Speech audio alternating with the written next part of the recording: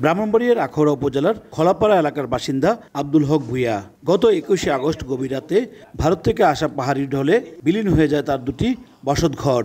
প্রাণ নিয়ে অন্যত্র আশ্রয় নিলেও হারিয়েছেন সহায় সম্বল। বানের পানি নেমে গেলেও বিভীষিকাময় সেই রাতের স্মৃতি বয়ে বেড়াচ্ছেন তিনি। ছাগল হাঁস মুরগ যা কিছু আছে ঘর থেকে কোনো জিনিস আমি বাইর করার সময় পাইছি না, সব লয়ে গেছে গা, অনেক বাসায় লয়ে গেছে গা, আমরা থাকতেছি অন্যদিকে।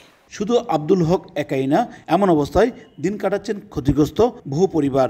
পানির শব্দ শুনি না তারা থাকবে, আমরা উঠে দিই, আমরা ঘরের ভিতরে বুক পানি, তখন আমরা বাইর করার মতো নাই, এমন কোনো জিনিস বাইর করানোর আমরা হেমত নাই। চিল্লাপাল্লা করে বাড়িছে বর্ষর পিন্দনের এইটা লুয়ে গেছে, আর কোনো কিছু লুয়ে যেতে পারছে না, হাত মাত পাউটা কাটতে উঠতে আমরা বাড়িছি। এদিকে খলাপাড়া ও ইটনা আইরল এলাকায় ভেঙে যাওয়া হাওড়া নদীর বাঁধের উপর দিয়ে বাঁশের সাঁকো তৈরি করে অস্থায়ীভাবে চলাচল করছেন স্থানীয়রা। দ্রুত বাঁধগুলো স্থায়ীভাবে মেরামতের দাবি তাদের।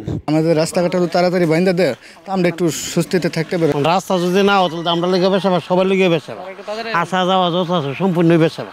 তো রাস্তাটা সব বাড়ি ঘরের ভিতরে পানি উঠছে, যত তাড়াতাড়ি ভালো না সমাধান করে দেন। উপজেলা নির্বাহী কর্মকর্তা জানান, ক্ষতিগ্রস্ত পরিবারগুলোকে ঢেউটিন দিয়ে সহযোগিতা করা হবে। জেলা প্রশাসনকে জানিয়েছি বিষয়টা বিস্তারিত, এবং জেলা প্রশাসন থেকে টিনের বরাদ্দ চেয়েছে।